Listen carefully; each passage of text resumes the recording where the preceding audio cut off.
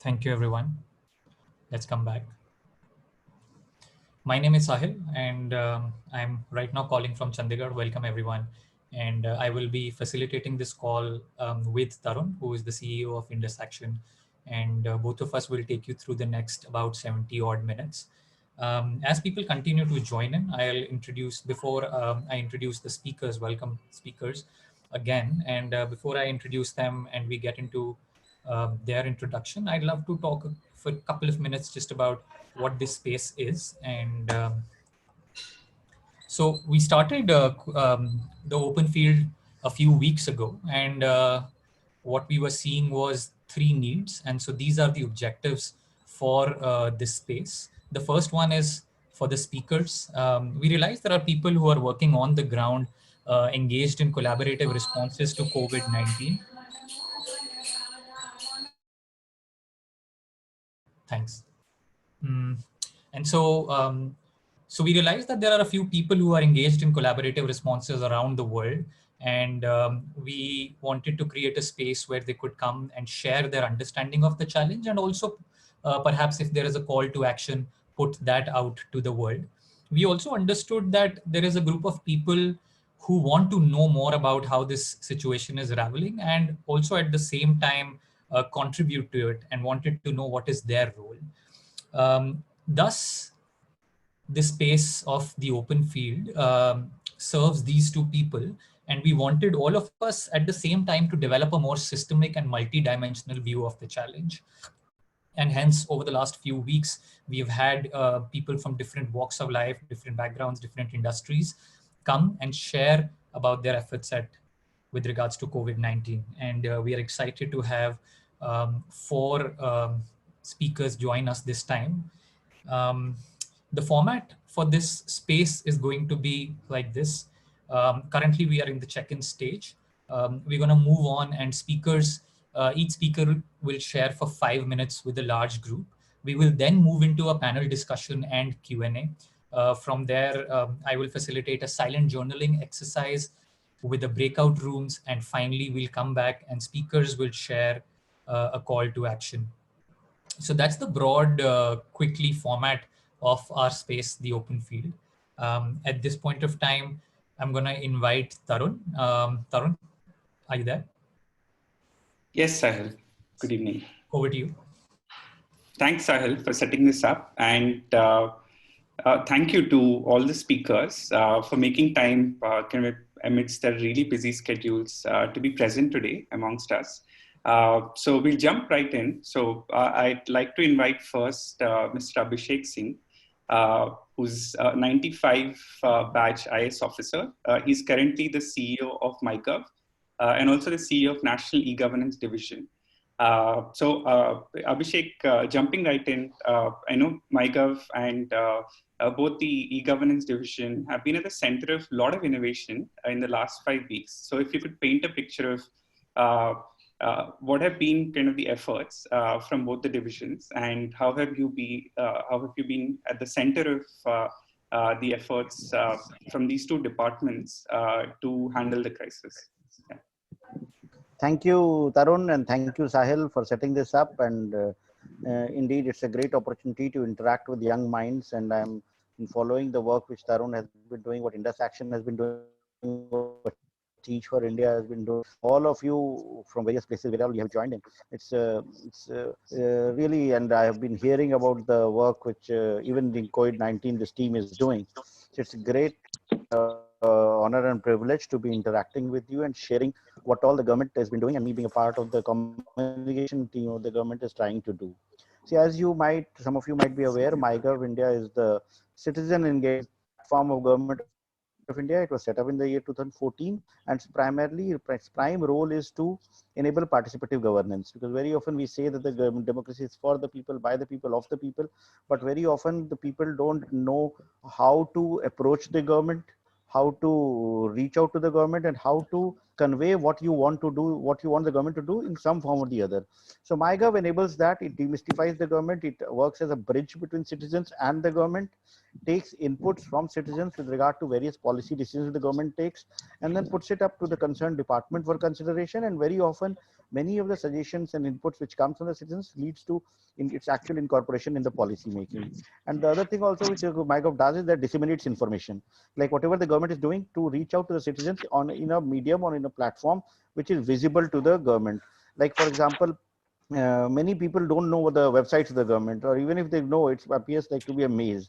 So what we do is that instead of putting all the information only on the website, we use all the channels of communication, whether it's the social media, whether it's the platforms on which people go, whether it's Instagram or Facebook or Twitter or LinkedIn, and then we share that information with the citizens. So this has been the traditional way of functioning in the last 5-6 years.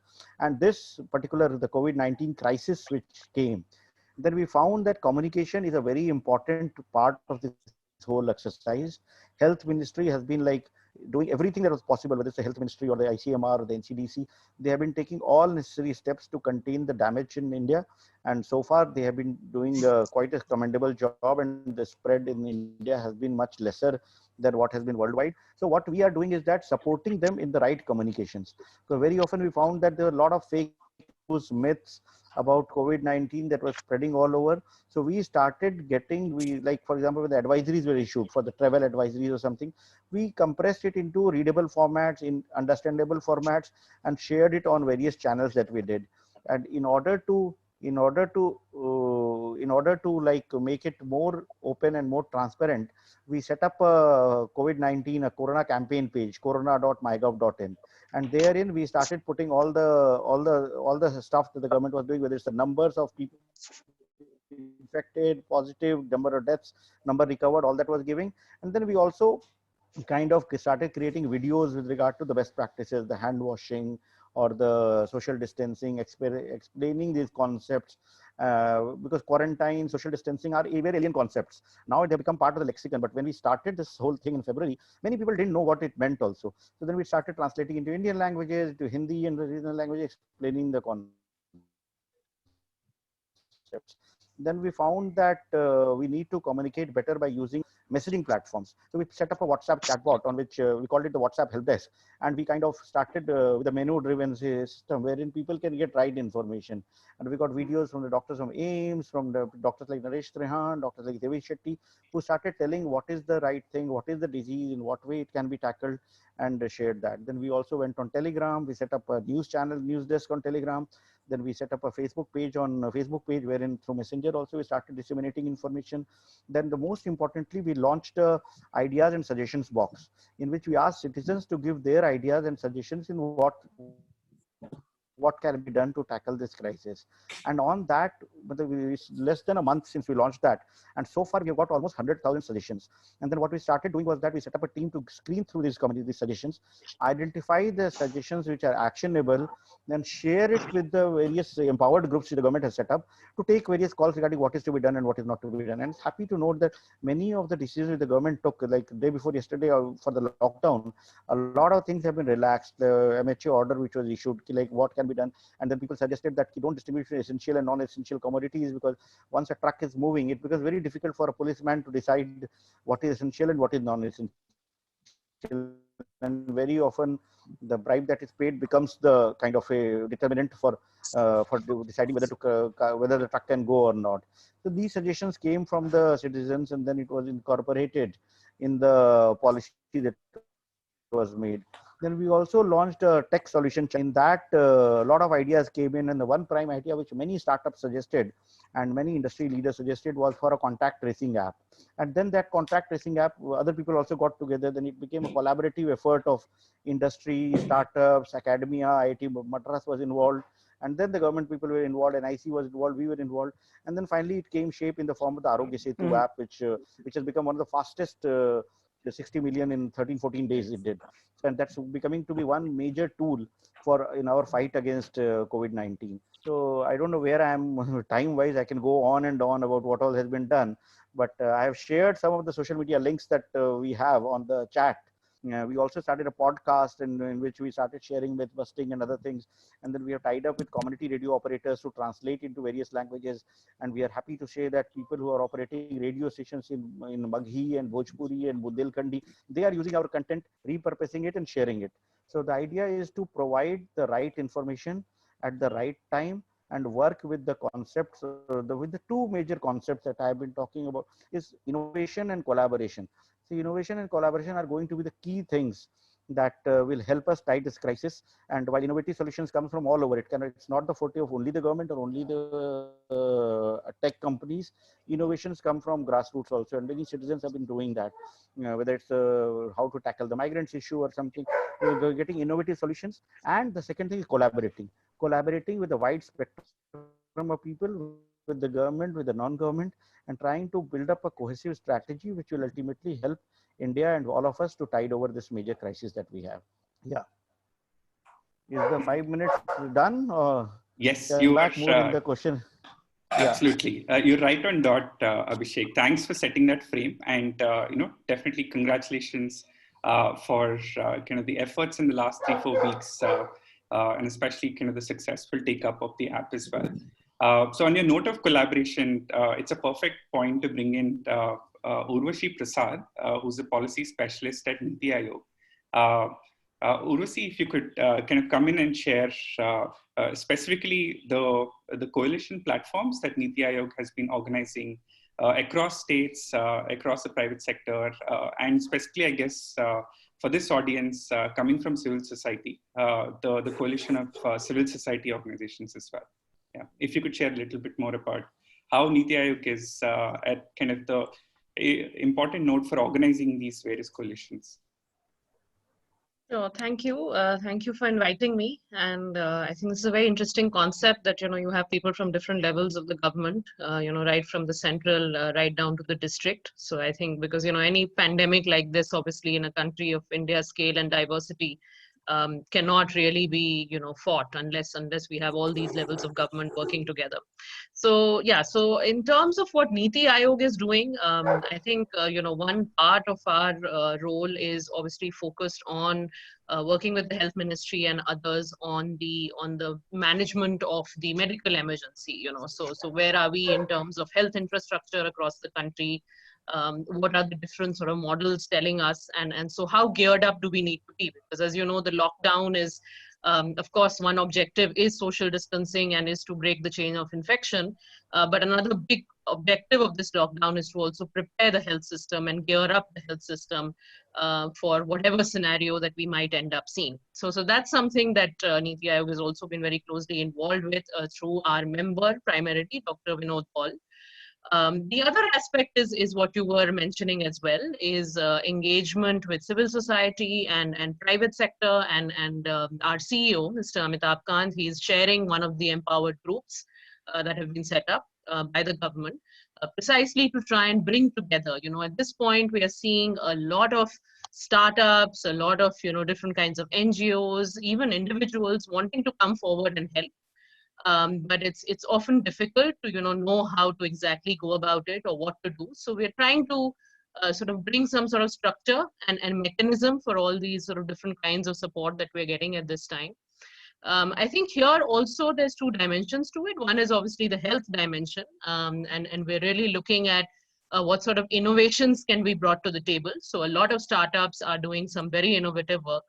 Whether it's on the technology side, whether it's on, how do we ramp up our testing, how do we, make contact tracing more effective. So there's a lot of innovations that are coming up in these domains. So we're obviously trying to bring those into the mainstream, help them, to clear up wherever they are facing a bottleneck, in the government system or with approvals or whatever that might be. The other is obviously the economic and the livelihood side of things, which, due to the lockdown, India primarily being, an economy which has a large number of people in the informal sector, a lot of migrant workers, a lot of daily labor, that is obviously a big challenge for us. So a large part of the civil society response and really the opportunity therein is also how do we support these sectors. So yes, we are seeing a lot of the economic activity being opened up in a calibrated way. We're going to see from the 20th of this month, we're going to see some further services and activities opening up. But I think there's still a lot of hit that invariably a crisis of this sort would have on the economy. So we do need a lot of support from the civil society and others, actually even citizens, to help the sort of poorest and the most vulnerable at this time. So yeah, so I think that's really broadly sort of, the twofold sort of role that Neeti is playing at this point, and happy to go into, further details as people might be interested. Definitely, Urvashi. I think somebody is asking in the chat as well. So there definitely be space for follow-up questions. But thanks for setting that frame of how Niti Aayog is organizing the coalitions across the different sectors. And I think this is a good moment to kind of bring in other. Step in for a bit, like to the audience, we're going to open it up for a Q&A post this introduction. And so if you have any questions coming up as speakers are sharing, just type those in the chat box, and I will take that up with the speakers. Thank you. Go ahead. Yeah. Thanks, Sahil, for that reminder. So our next two panelists kind of are people leading efforts on the front line. So it'll be kind of good to hear on how kind of the backbone framework is working on the ground in districts. So first, I'd like to invite Snehal Kumar, who's the sub-collector of Kochi, Ernakulam district.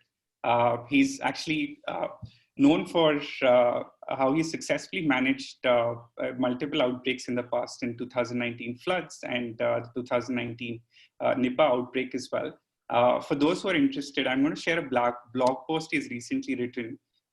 So Snehal, like, please come in, and if you could elaborate on, you've written how there's a confluence of both social and administrative factors which led to kind of success of Kerala being able to flatten the curve. So if you could kind of elaborate on that for the purpose of this Tarun and Sahil. Thanks for inviting me. So basically, see, a major thing has been discussed about Kerala, saying that we have been able to flatten the curve and the increase in the cases have drastically been reduced. So I would just like to point out, like, you see, at this point of time across the country, we are aware that what is the solution? It's quite simple: perfect contact tracing, surveillance, and ensuring the lockdown. These are the three basics which we have to focus upon. The only idea is that how efficiently or how properly are we able to do these three things. Now, every government, every district, every panchayat or village or corporation area would have a different strategy and different resources to do the same.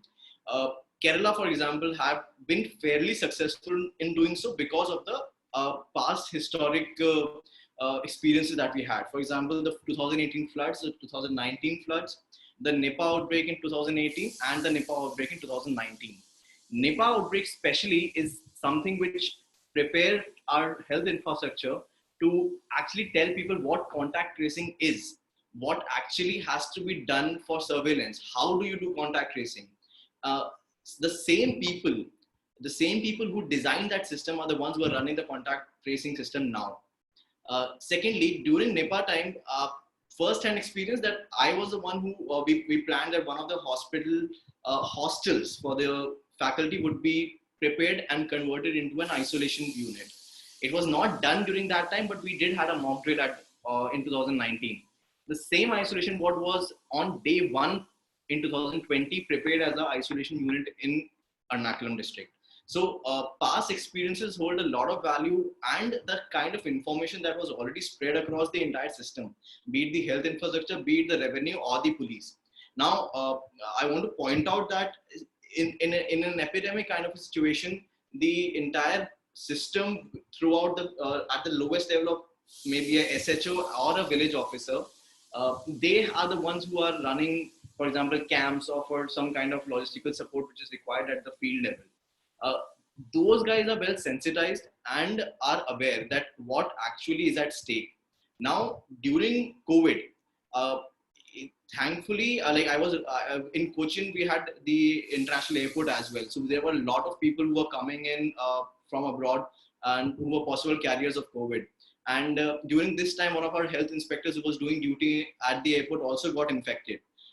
What I mean to say is that managing the operation at airport was also complicated because there are multiple agencies involved. There are the immigrations, then there's the APHO, which is under Government of India, then there's our state government, then there's the CR, which is the airport authority, who is managing the airport, and the airline. So you have to have seamless coordination among all the agencies. Then coming to now the field level thing, as other panelists have also mentioned, one issue about migrant labor, which is quite prominent. I want to point out that in Kerala, we have been able to manage migrant labor issues because of majorly two reasons. One is the decentralization, which is already in place. So the panchayats and the local bodies, be it municipalities or the corporations, have been running community kitchens. These community kitchens are publicly driven institute. Like it's not something which is made any formal arrangement. It's just a community which is bringing together, cooking food and giving to the people who are in need. Now, they are able to feed some people. They are able to feed people who are migrant laborers. They are able to feed people who are not able to go out of their homes. But also it creates some kind of a support mechanism and ancillary activities towards the entire structure, which ensures that the lockdown is properly maintained. Then the civil society, because see, government cannot provide food for everyone which is requiring so. So we need some kind of support. We need some kind of assistance from the public, so that this all structures are well reinforced.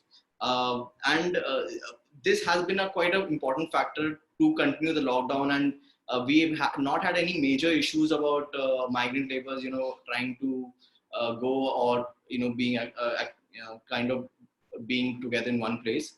After this, like the another aspect which I want to point out for this challenge is that information dispersal. As Abhishek Singh sir also said very rightly, that correct information which has to be given as early as possible to the people is what makes or ensures that the system is functional and the people are following it. People need to have trust. People need to have an understanding about what the government is doing, what other people are doing. Are the government capable of doing so?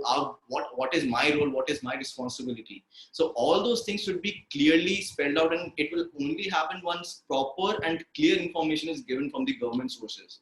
And eventually from government and from private or from civil society, a kind of understanding, a kind of message which is to be given to all the people. It is very essential for controlling an epidemic like this. Thank you, Snehal, and we wish that both the Ernakulam district and Kerala continue to be successful in your efforts to kind of flatten and emerge out of the pandemic in the coming weeks. So I'd like to invite Saloni Rai as well, also from 2016 batch, who's the collector and DM of DU. Saloni ma'am, if you could kind of give audience an overview of what is the kind of collaboration that is happening among the union territories.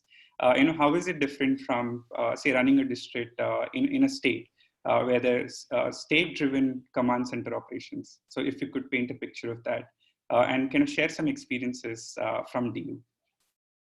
Yeah, hello everyone. Thank you first of all for letting me share my experiences on the field. So these are unprecedented times for all of us, and that's why it required unprecedented efforts.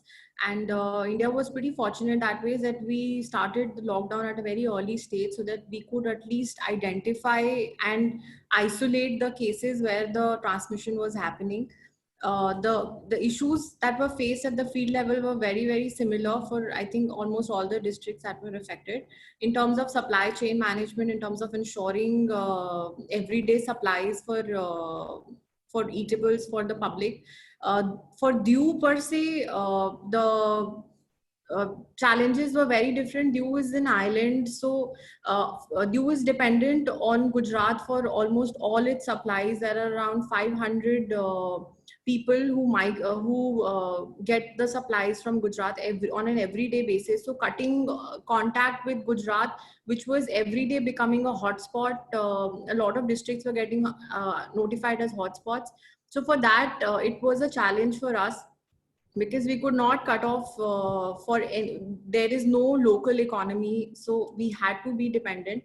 And also DU being a fishing activity dominated district, so a lot of fishermen who were in the sea, they had to be immediately called back, and then there were around 4,000 fishermen who were stranded on the boats. So ensuring their meeting their necessities on a day-to-day basis, and ensuring the sanitization of every person who enters the checkpost. So basically locking down the district was the key that helped us get to remain at the situation that we do not have any corona positive case, or not even a symptomatic case, because we had to enforce severe strict measures at the for any entry into the island. And also side by side, we had a lot of quarantine facilities had to be set up. And on an everyday basis, we have a lot of people who are trying to enter the island. Either they also enter by swimming through the creek whenever there's a low tide. So we had to basically sanitize the entire periphery of the island, because it's open for movement that ways. And other than that, we realized on the ground that coordination played a key role. It's always the entire team effort. So on a district level also, the team had the devolution of this jobs and responsibilities to each and every person. Needs to be the incident commanders were set up on in an area basis, so that any issue that arises in any area, it's reported immediately. And not just within the district, but interstate coordination also is very, very essential, because what happens in the adjoining district affects your or the adjoining state affects your state or UT very badly. So we had constant coordination with all the collectors of Gujarat, because the lot of coordination was needed. And other than that, the civil society coordination also played a very important role. We had they could really help us in terms of filling in the gaps, say in terms of manpower, or in terms of supplies of essentials, or in terms of delivery of food, like Snehal pointed out. So they are the we also mobilized a lot of volunteers, and we mobilized NGOs who were willing to serve the public for human welfare and also for animal welfare. So whoever was interested, we used to take their contribution in terms of be it any kind, or in cash, or in terms of just service. So used to it is still a team effort. And we hope that with all the efforts that are ongoing, we remain to stay at that level, that there should not be any case in the district. Thank you. Thank you for that, Saloni ma'am. We're hopeful that we'll continue to kind of keep it that way in the U. Yeah. So we'll open the floor up for questions. So there's some questions that have come up in the chat. So I'd request everybody to frame your question and specifically mention the panelist whom you'd like to address that question. Yeah. Can I step in, Tarun, at this point? Yeah. Right. So one thing that we really love at the open field is silence. We feel that silence allows people to process new information and connect with it. So I'm going to ask, I'm going to give everyone 30 seconds of silent time, and I'm going to bring back to process what our four speakers have shared. How is it impacting you, and questions coming up from there, and then I'll bring everyone back in about 30 seconds.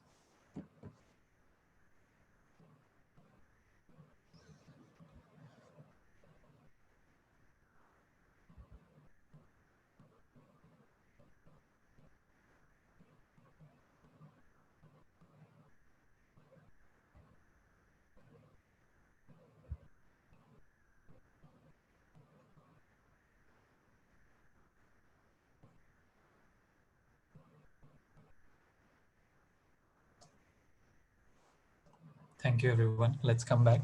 I'm going to use the facilitators' powers generously and pose the first question to our speakers. And thank you so much, all of you, for sharing those deep perspectives.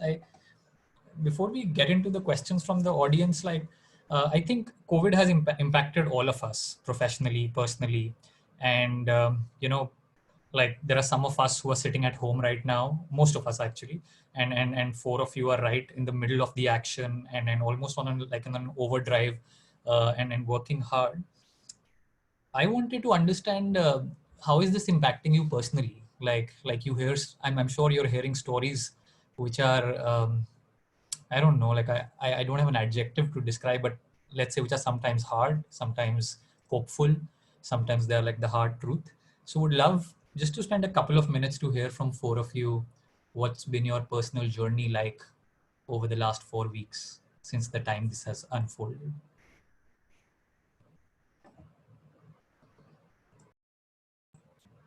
I see some smiles. Snehal, Abhishek, Saloni, Urvashi, all of you are smiling. So shall we go in the same order? Abhishek, maybe you could get us started. Would love to hear from you.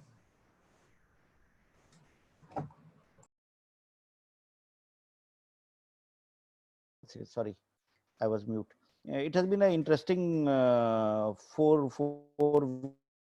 weeks or so, because this is something like I've been like telling my children when I talk to them, because they also like confined home doing online classes, and it has been a different experience for everyone.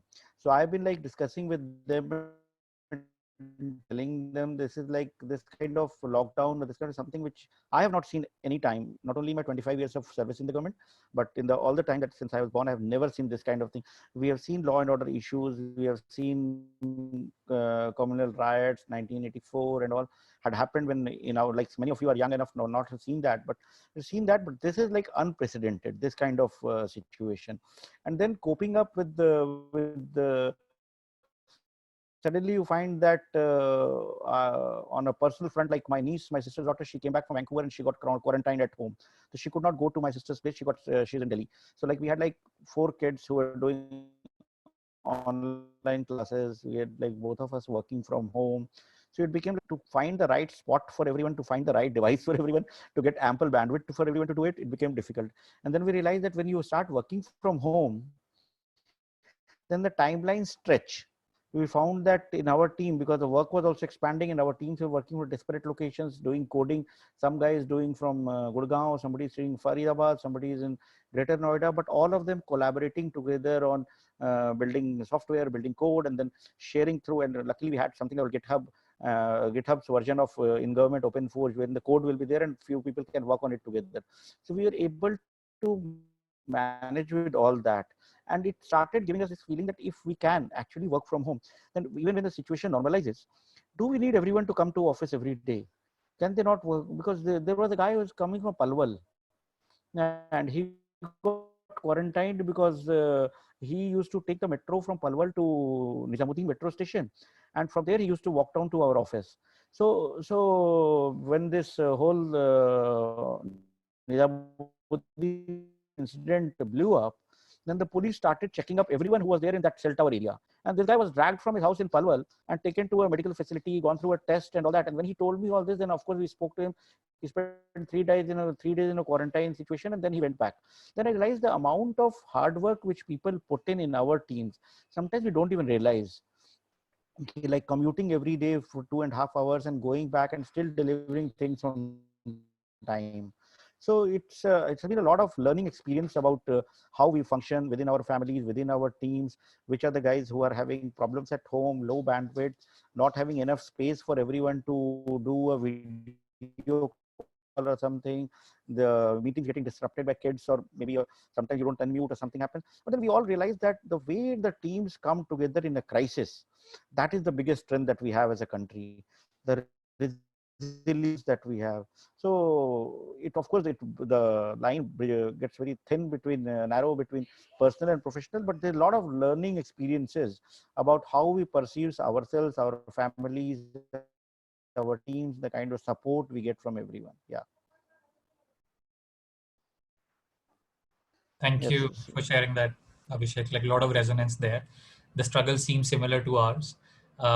Maybe one more, just in the interest of time, if you want to share the speakers, and before we move on to audience questions. Urvashi, you are on unmute. Would you like to share? Yeah, sure. Yeah, I mean, I think at a personal level, this has been unprecedented, no doubt. I mean, for me, my family is in different parts of the world, and just the thought that you cannot reach anybody at this point, even if you wanted to, is definitely very unsettling, very uneasy. But for me, I've been a public health professional. So for me, unfortunately, something like this, one has seen it coming. And I think a lot of people in the sector we're always sort of worrying about these sorts of things that, what if something like this just happens one day, because we live in a very interconnected world. So I think for me, this is where, is also where lies the biggest hope as well. We've often had to make a case for investing in health. We've often had to, sort of speak to people at across sectors, even at the highest levels, decision makers, leaders, and sort of say, here's why you need to invest in health. Now, I'm really hopeful that after we've had something like this, where you can clearly see that the impact is not just on health. Health is not just a social sector.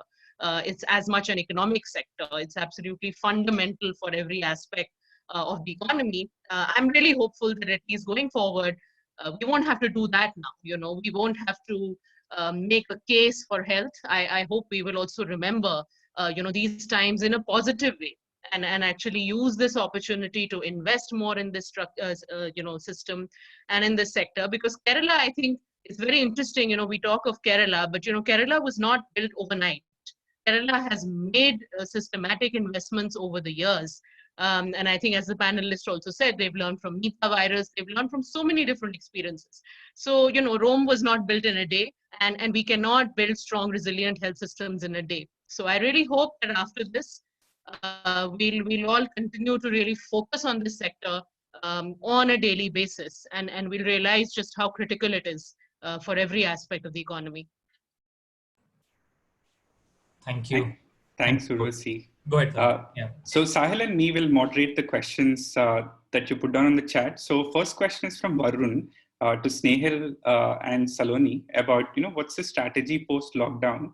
I mean, especially given, in Singapore, we saw a recent wave in the last couple of days. After things have opened up, like, are we planning for a potential second wave? So it'd be if one of you or both of you could share the strategy post-lockdown. Yeah, so I'll go first. For government of Kerala, we have already been issued guidelines regarding what is to be done after this lockdown is ended. So in Kerala, there have been different districts of different varying numbers. So we have made strategy for every district. How much is to be opened up, what is to be opened up, or how is the public interaction is gonna be. One thing is for sure, it's not going to be the same as it used to be. There will be drastic changes in how a public conducts in these public spaces, in terms of transportation, in terms of markets, in terms of malls. There will be strict restrictions in place. It will not be a fully blown system as what we were saying before. From 3rd May onwards, and before that also, in some certain parts of districts, we have been given direction that some sectors of the economy will be opened up, but apart from the essential services. But it will also be in a very limited sense, probably 30% of the workforce, or the construction industry with 50% of the labor. So there will be varying strategies depending on varying districts. And it will be a kind of a partial lockdown still in place. Inter-district travel will be not allowed as and when the lockdown will be ends, as of now, as and when we are awaiting furthermore direction from both Government of Kerala and both Government of India. Yeah, I agree with Snehal. I mean, there is no way that the lockdown is lifted in one single go after 3rd May. I mean, that might put us, then the entire 40 days lockdown might not render the desired benefits. So it has to be in a graded way only.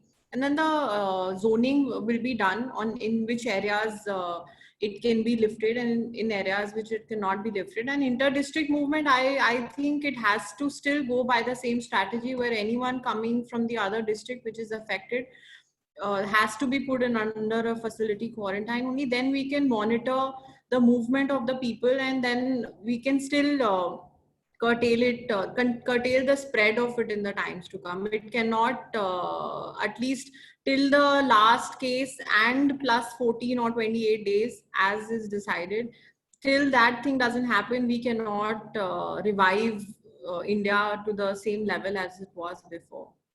So it can't be in a single go. It has to be graded only. Thank you for that. So I have a couple of questions to Abhishek, one from Aditya Tiwari and the other from Donald Lobo. So the first question is around how are you managing the press? You know, given the amount of efforts that the government is doing, like how are we able to communicate the efforts of the government? Related to that, around I guess bad press. So around kind of privacy, data and privacy issue with Arogya Sets, and any plans on addressing that? See, the golden rule with regard to when it comes to media and press is that you never try to manage the press. The more the only way to be like to ensure the right communication happens through the print media or the electronic media or social media is to share as much of legit information as is required. So what we did was that, and today the problem is not with media, with the print media. The problem is with the social media, wherein all kinds of fake news and myths are shared, and WhatsApp and all becomes a forward mechanism, and they kind of many people think what they see is a gospel. So we worked with PIB and we started something called PIB Fact Check, and we started doing fact check of various news which was coming, and we just shared what was the right story, and we never tried to call a press conference. Like MyGov never does a press conference, but we put a lot of information in the public domain. So that we did, we used all the channels of communication, and that has kind of worked. And we allowed, the strategy has been like the 4 o'clock press conference, which the Ministry of Health does, and my colleague Love Agarwal does it beautifully, and he just to the point, stays calm, gives the right information, and that's it. There will be critiques, like and criticism is something that the government is used to. I don't think there's any government anywhere in the world, however good or it can be, can still there, because the more good you do, the more expectations rise. So there will be criticism. So criticism is always welcome, and very often it helps us to retrospect what we are doing is right or not. Like very often media, a lot of press and a lot of experts, and these days people become experts in any new field very fast because of the kind of information which flows on WhatsApp. So a lot of people have been questioning about our testing strategy, like we are testing less, and that's why the number of cases are less. But when you do analysis, when you learn to analytics, then you find that the number of tests which India has done, when we had like X number of cases, 5,000 cases or 10,000 cases, our number of testing has been more than what has been with US or Italy. South Korea has gone and done a random testing. So maybe people think that that's right, but then South Korea and Singapore are having a second surge of infection. And in a country like India, 130 crores people, 1.3 billion people, when you adopt a random testing strategy and start testing everyone, then there is a possibility that you may miss out the real vulnerable ones. And what ICMR has been saying is that their testing strategy has been to focus on those with the symptoms and those with the travel history. And then also our positive percentage is 3 to 4%. And so far, if we look into the last 75 days, our first case was on 30th of January. In the last 75, 70 of this, we are still managing with around 12,000 for 13,000 positive cases. Some people in the media write articles and columns saying that the numbers are less because we are testing less. We can see what people don't realize is that it's not a case. Go and check any hospital, any pharmacy and anything. Are we seeing a lot of sick people all around? There are symptoms which are there. You can't hide symptoms. You can't hide people who are sick. You can't hide people who are dying. There was a case recently in Meghalaya when a reputed doctor died and the locality did not allow him to bury there. It's not that in today's age and time, and we are not China, we are quite open with regard to information flow. See, people will die. There's nobody in the government who will be able to be trying to even hide body bags. So the strategy has been to come out with the right information. There will be critiques, take them in the stride, but ensure that you keep doing what is right and what is best for the country. Yeah. So that's it. Thanks, Abhishek. So do you want to quickly chip in on the data and privacy issues on the Arogya Setu app? Like,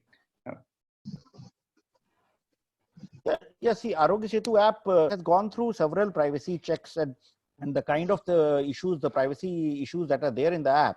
Like all of you who would have downloaded the app, we remember that when you download the app from the Play Store, the App Store, what happens? After you have downloaded and when you open the app, you get 4 screens. wherein it explains what the app does in a step-by-step manner.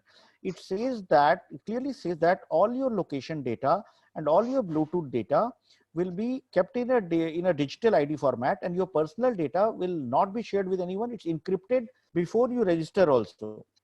So that the app does. And then it also says that your location data is stored on the phone only. It's not sent to the server. Now it remains on the phone for all time to come. And then only in the case when you are classified as a high risk category person, or when you are tested positive, at that point of time, your location data history is pushed to the server, only with the server of the Government of India, only with the objective of alerting those with whom you might have been in contact in the last 14 days. So this is the only time the data gets pushed into cloud. And number two, what it also does is that when you put your data on the cloud, then it identifies areas and hotspots or containment areas, and it alerts you with regard to which are the areas where stricter norms of travel will be there, so that you are protected to that extent. And the third important thing is that all data which is there on your phone also, in normal cases, it gets deleted in 30 days. All the data of non-risk patients which goes to the server gets deleted in 45 days. And all the data with regard to those who are high, that data also gets deleted in 60 days. So when it's all so clear, and mainly after telling you all those things, it also tells you that the Bluetooth data is only captured when you are in touch with somebody for more than 120 seconds. So after telling you this, then the consent is taken. And it's an informed consent, unlike many of the apps that we very easily use, whether it's WhatsApp or Telegram or Facebook or Instagram, wherein a blanket permission is taken to read your messages, to share your location, to share your photographs, to read your contact details, and we sign it and go ahead. In Arogya Setu, the objective is privacy first. So what it does is that it takes away, it informs you about what all it does, and then only it asks you to give your mobile number and get registered. So I would say that we don't have any app today which will manage the whole thing in such a better manner. At some point of time, when it becomes like saving lives and sharing some information to the health authorities, we'll have to think of what is more important.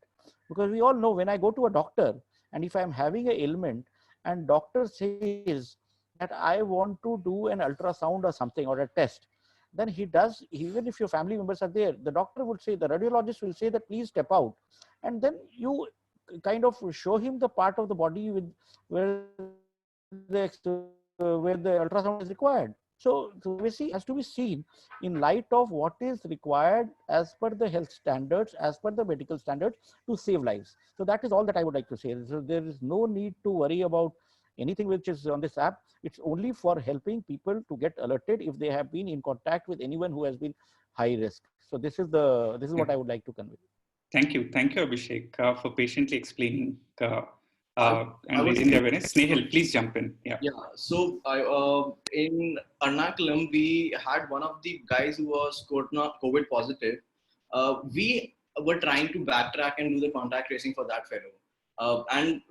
See, there are different techniques of doing contact tracing. We have the first thing is that you have to interview that guy and you have to ask where were you. Subsequently, we realized that the primary contact list that we were making was big in number. So we had to eliminate all these people. Like if a person has gone to bank, let's presume, he will remember that I was there maybe 2 p.m. to 2:30 p.m. But we need much more precise time so that we can much more eliminate people out of the contact tracing. So for that, we took his permission. We asked him, can we use your Google data itself? So everybody in our phones get that Google timeline history, right? We can get that. Subsequently, what we did was that we called some of the guys from the who were developing systems. They have a little more sophisticated system of analyzing this Google data. So we have a pinpoint and very accurate data of this person, X person being from this location at this particular point of time. So it helped us greatly. Now, the important point is that we told this thing to the person. He voluntarily gave this information to us and helped us greatly in doing the entire contact tracing exercise. And eventually, I understand that it's a huge thing that if you, for example, people are under quarantine, do we track their locations? No, we're not tracking their locations. They are under quarantine out of their own understanding, and of course the police lockdown is in place. But to say that the entire using softwares for contact tracing should not be done, I don't think it's a great idea. We need to use softwares, we need to use apps which give us the contacts, which give us the data, and it should be, and it was done with the consent of the person itself. Thanks, Nehal. So thanks everyone for the questions that you're posting. So we'll look at a broad theme of questions now, because it'd be very difficult to address all of them individually. So thank you for the interest. So Urvashi, if you can chip in, there's one question around the theme of decentralization. So while collaboration and coordination is really important in this time, it also slows down decision making. So how is kind of in this coalition work, how are you able to balance kind of the speed that is required to kind of go to the ground versus kind of, bringing a large range of actors to the problem solving? Yeah, I think, I mean, I think the roles, in any case, I think for people, who would be aware, I mean, health per se, I mean, not, these are of course extraordinary times, but health per se, states have sort of a much larger sort of share of say in what goes on. So really a lot of the action under normal circumstances also does happen at the level of states and sub-states. So, the districts and even below that. So that's, of course, something that, is very much continuing at this time. But given that these are, extraordinary times, this is a pandemic. So obviously the central government also steps in here to sort of play certain critical roles, whether it is in setting guidelines or, as I said, right at the beginning, sort of projecting what sort of requirements we'll have across the country. The micro level decisions are obviously made by states. But sort of providing the big picture scenarios, and the guidelines and how we need to go about tackling this that's at a higher level does come from the center. Now, the center is also, of course, announcing a number of relief measures, as a lot of you would have been seeing right from the very first week of the lockdown. We are seeing certain economic, and other measures coming in. So a lot of the initial measures were focused on providing immediate relief to the migrant populations, to the daily wages. But now it's really evolving. Yesterday you would have heard we got a slew of measures from the RBI. So now it's sort of evolving into bigger sort of ticket issues of MSMEs, of getting credit back, sort of flowing into the system. The tackling of NPAs and relaxing those norms. So I think we'll see a lot more of that as well coming from the center. I think I saw a question related to that in the chat as well, that, what are you going to do for MSMEs? And so there's a lot of sort of general measures being made, but also more specific measures, because certain industries have been disproportionately hit. Travel, tourism, hospitality, a lot of manufacturing. These are disproportionately hit because of this pandemic and will continue to be. So yes, we are seeing a lot of measures which are short term, but we're also going to be thinking strategically for the longer term. That how do we get these back on track in the weeks and months to come, actually, because this is not a short term issue. This is going to be around for quite some time. So I think the center is sort of playing that role. So I think we have fairly clear roles between the center, the state, the districts. But as I said, a lot of the outside actors, people outside the government at this point do have a very big role to play, whether it's the civil society, whether it's the private sector, because there's a lot of issues that the government might not be able to give as much attention. The government is also being stretched in sort of all sorts of directions. We've heard issues, in places of senior citizens, having difficulties during this period, or persons with disability. We are hearing some reports of, domestic violence going up potentially in certain areas, women having challenges. So yes, there's a lot that the government has to deal with, and the government is trying. But to deal with a lot of these specific issues, I think if we can have the civil society, the sort of other people stepping in, volunteers, citizens, then I think we'll be able to really get sort of a comprehensive response at the kind of scale that we needed at this point. Thank you, Urvashi. One of the, again, like thematic questions has been around what's been on everyone's mind has been how do we take care of our migrant workers? And would love to hear a little bit from Snehal and Saloni, like how have the states what are some of the best practices perhaps until now that have worked to take care of our migrant workers that you have seen? And also similar to what Urvashi mentioned, how do the center and state work together on a critical issue like this?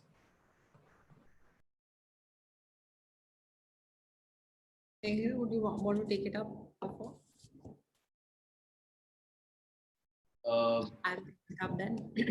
So basically, in construction workers and migrant labor, the best model that works is that the principal employer takes care of them, because ideally the government does not really have a count of how many labor are working in different setups. So that ways it would have been the incidents that happened in Delhi, in Bombay. They could have been very well avoided had we had the employers taken responsibility, and they could have informed of such mass movements.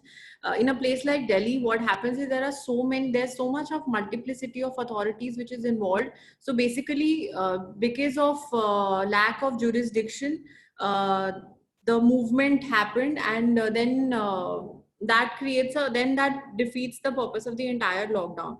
And secondly, if we have the numbers, then we can definitely make arrangements. And the relief after the incident, obviously relief camps have been set up in almost all the districts where any migrant labor has been accommodated.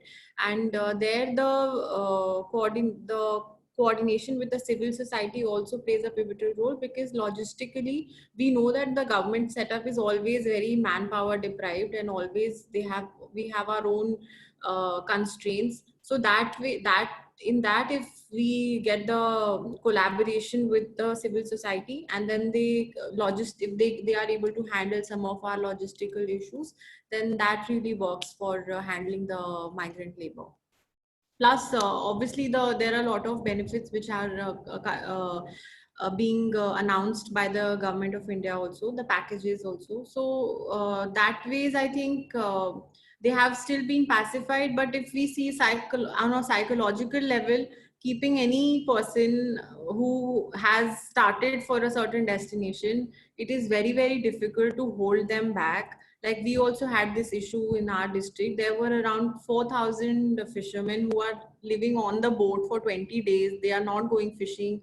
There is and the second phase, the moment it was announced, they all got down from their boats, because the frustration comes up, because everybody is in that mode that they just want to reach their home.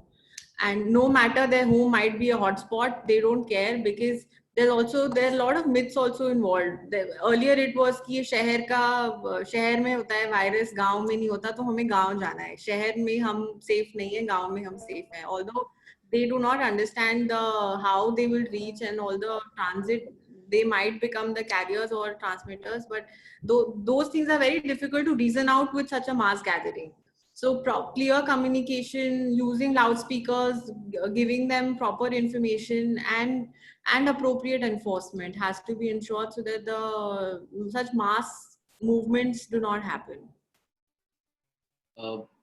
Yeah, so adding to what Saloni said, yes, the employer is, of course, the person who's made responsible. In my district, what we realized was that the labor department is the department which deals with the people who have come inside the district to work. First, we had to make the labor department strong enough. So how do you do it? So we provided our staff, police and ASHA workers and the village officers. They went around the area, found out, okay, there is a pocket of people living together. How are they being fed? So now those become our eyes, number one. Number two is the logistical requirement of the food. I have already told the concept of community kitchen, which was started in Kerala. Community kitchen are run by the local body. So they were able to feed maybe 50 to 60% of the migrant laborers living in that area. But of course, it had its own limitations. Then subsequently, the government decided that we need to give dry ration to them, which also helped in trying to pacify the people and making them understand that, okay, we will take care of you. At the end of the day, you need to understand that it's a very delicate balance that we are working on. The situation can escalate on a mere a mere WhatsApp message. A wrong WhatsApp message can actually ask people, ask them to go somewhere, and they'll just leave the camps and leave the houses in which they are staying. So we have been trying to give out information in the local languages, be it Bengali, Odia, um, Hindi, and disseminating this WhatsApp messages across the people, so that okay, they are also made aware that okay, this is what is available to them if they require. There were dedicated helplines number. Of course, I'm sure every district, every state has worked on to this thing, that if any laborer calls that and tells that we are out of food, at least we will be able to reach them and try to arrange food. It can be either through the employer or through the community kitchen or any civil society member who wants to donate. So we have been getting a lot of support from big companies, big NGOs also, who assisted us in giving dry rations, rice, wheat, rice, atta, pulses, which helped us greatly in controlling. But as I said, it's a delicate balance that we're working on, and we need to be very careful in this matter. Thank you, Snehal and Saloni. So one theme that is coming through is that there's offer for help, and that people have shared different ideas in terms of tech solutions. So if each of you could take maybe like quickly 10-15 seconds, like what is the greatest need that you are experiencing in your role, and how could citizens and civil society organizations chip in to kind of respond to your greatest need? Maybe Abhishek, if you can get us started.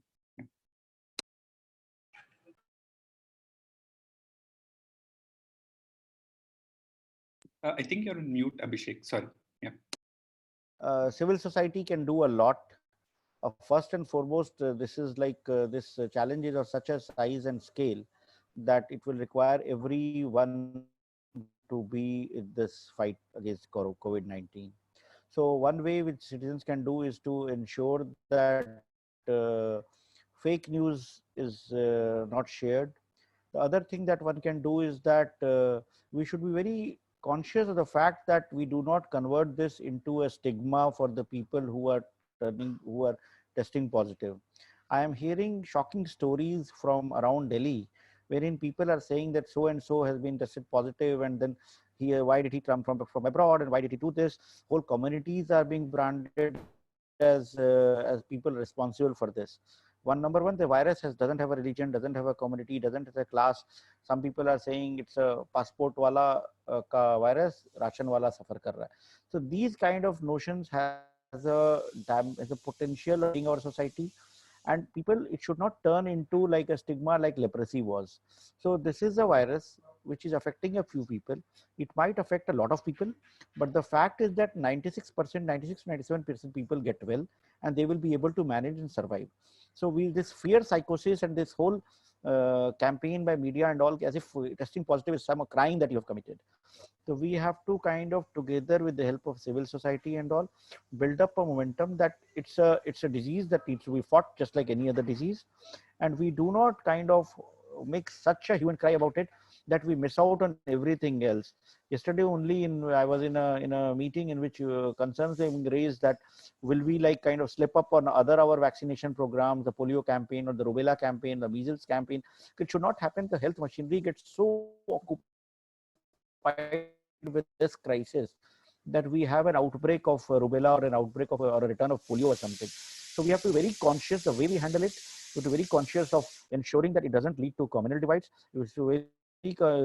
That doesn't lead to class divide, and we should be able to take care of the poorest of the poor, the last man, the migrants, or be forthcoming in trying to support the government in whatever form. There might be issues with the government in many ways, but on this issue, we have to stand united, and then only we'll be able to overcome it. So that's what I wanted to say from the civil society, what I would expect.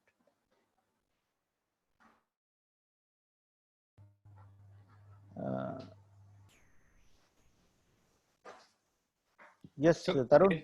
Yeah, anything quickly you'd like to add, Snehal or Saloni or Urvashi? Like any quick pitch to like very specific need that either your districts or from an NITI Aayog perspective? I think Abhishek sir has rightly summarized the entire requirements. The news, the information dissemination, and the sense of understanding and sense of responsibility is very important for any civil society and any organization that you have to work on. see, rightly so, government is not capable alone.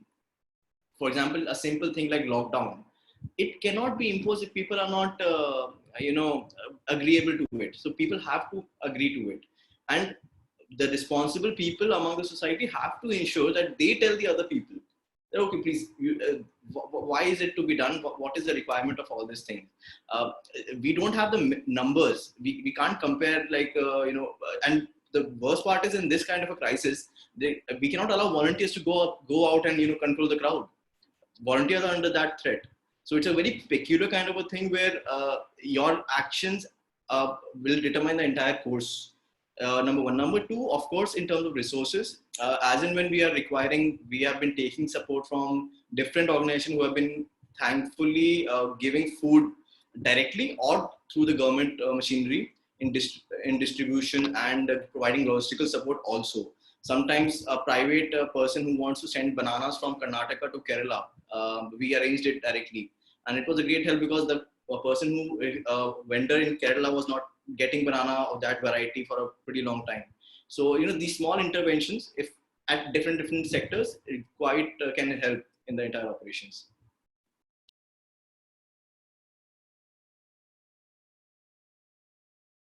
Sahil?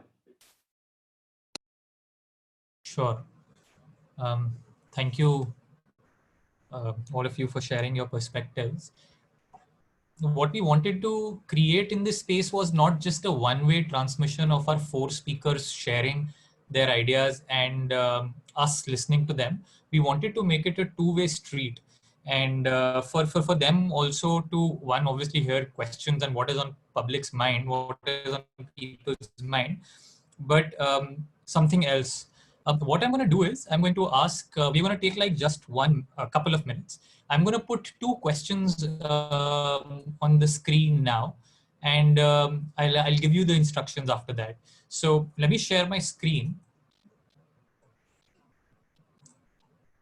Right. I hope everyone can see my screen. The 2 questions to the audience after the last about 70 minutes and 5 more minutes to go with us. But I'd love to ask you 2 questions. Take about 30 seconds to think about it or write down the answers. With respect to the current crisis, what is becoming clearer to you after this conversation?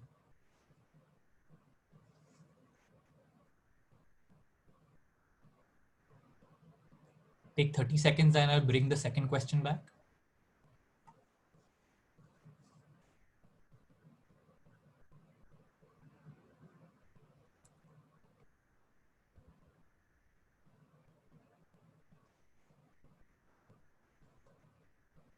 Okay. The second question to the audience is, what are you willing to offer and give to help others respond to this crisis? Again, take about 30 seconds to write your responses here.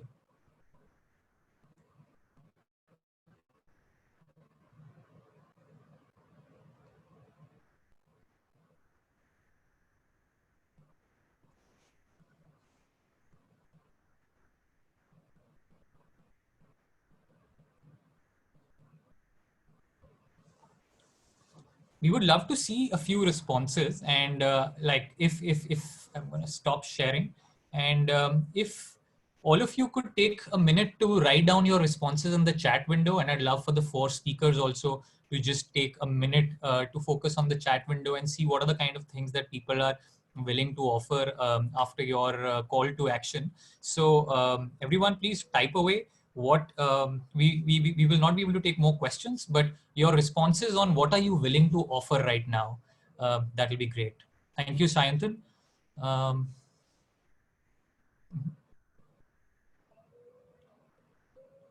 Right. Thank you for sharing that. Some other responses?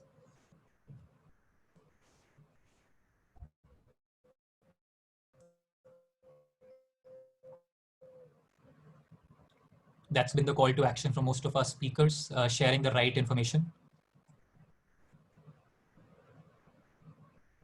Would love to see a few more responses before we wind up.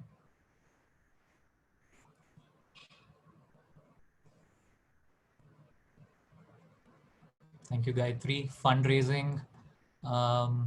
Government cannot work alone. Cog and wheel. The role of IT and ITAS.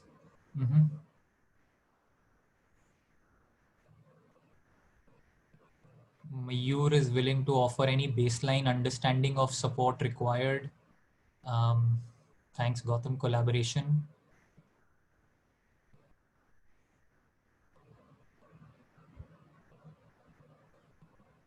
Strengthen capacity of our ground workers.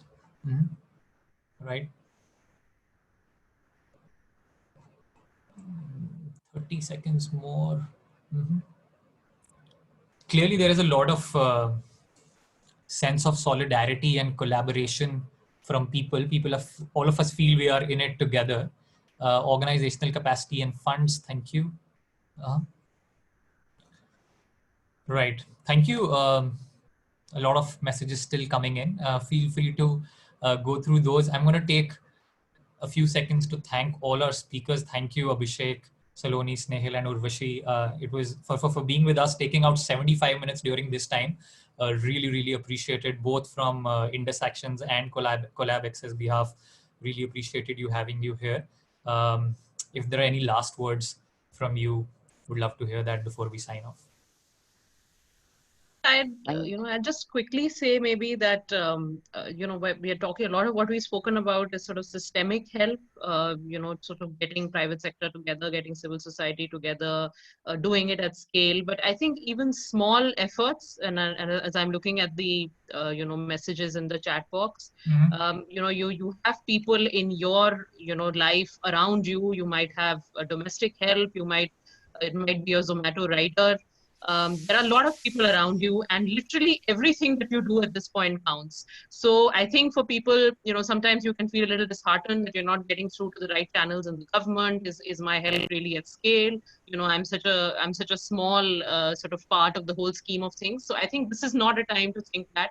Whatever little we can do, even if it's just in our own individual spheres, I think will make a huge difference. Not just now. I mean, I think I would also just say that there's sort of a lockdown and a post-lockdown phase to think about.